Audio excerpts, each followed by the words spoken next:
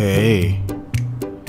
So I think it's safe to say that Spider-Man pretty much dominated most of 2018. I mean, he's fully integrated into the MCU with another film, Far From Home, which is releasing this year. And then you have Marvel's Spider-Man for PlayStation 4, which has now sold over 9 million copies. And it continues to shine brighter than that light bar of your DualShock controller. But to then end the year with an absolute creative payload of a movie that I will continue to gawk about until everyone I know and loves runs the other direction with their ears plugged because I keep quoting the darn thing over and over again. Spider-Man Into the Spider-Verse is a film that is nothing but remarkable in a bottle. The coolest Christmas present from Aunt Sony, Uncle Marvel, with a little help from Grandpa Disney. Joking aside, I think this film displays such significant charm that I wanted to express just some of the reasons why I love it so much, but it also illustrates something else. This film left me inspired in ways I didn't really knew a superhero movie could achieve. So if you got a minute, sit back and stick it with me and I might be able to tell you why you might feel the same way as I do. From panels to moving pictures, a comic book comes to life. Another thing that really stands tall is the animation. So much painstaking detail was crafted in this film that the artist would spend months animating one scene. I mean, it has so many neat and clever discoveries that call back to the Spider-Man lore and pop culture that I really think it was something that was very meaningful and tasteful.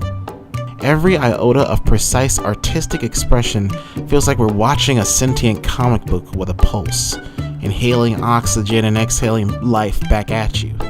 It's a beautiful thing to see on screen over and over again, and this is from somebody who's actually watched this movie 3 times. Yes, I get it, I have no life.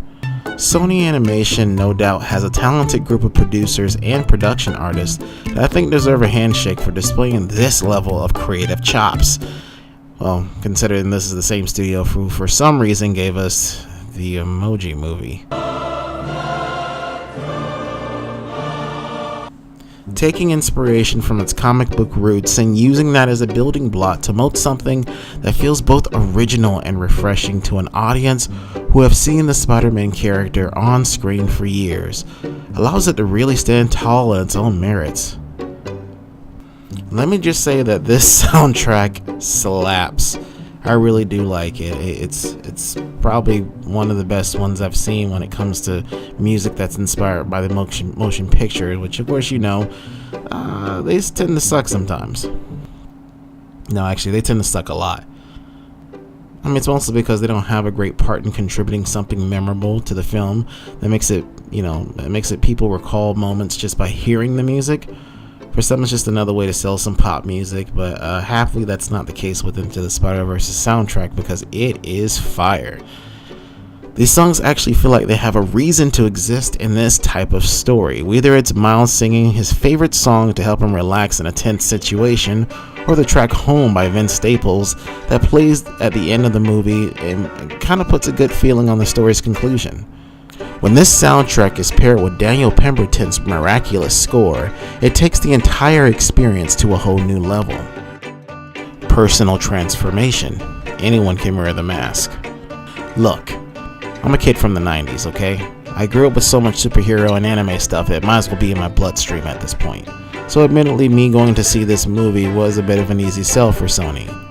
I mean, what do you expect? I'm one of those kind of people who loves taking pictures of Spider-Man. Seriously, check out my Twitter, please. If you see, I really like taking pictures of Spider-Man. So many pictures of Spider-Man. So many giant pictures of Spider-Man.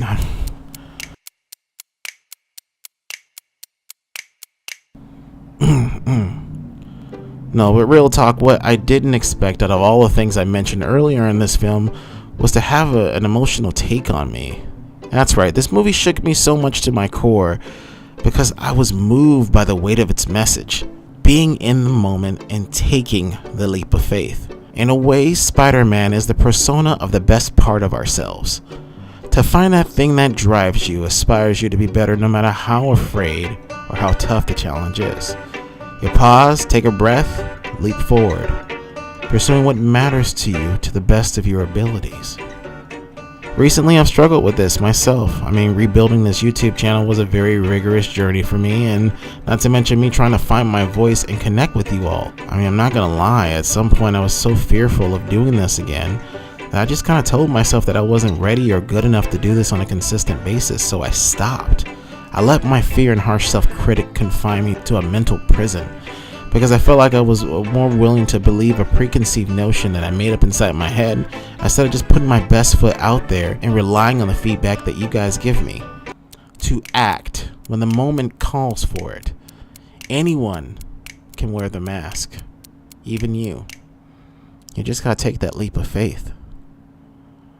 This is an excellent movie.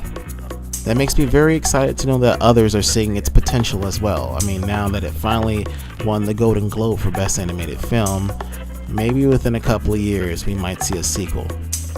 Not bad, Sony. Not bad at all. So now that I've gushed so much about this film, I want to hear what your thoughts are. I mean, I don't know if they're similar to mine, but I had a ball indulging in this film. Did you or a friend see Spider-Man Into the Spider-Verse? And what did you take away after seeing this film? Leave a comment below and tell me what your experiences were. Be sure to like and subscribe to this video. I would really appreciate it if I got some feedback, so if you could leave a comment just telling me what your experiences were after seeing Spider-Man Into the Spider-Verse, I'd love to reply back and hear what you have to say. See you soon.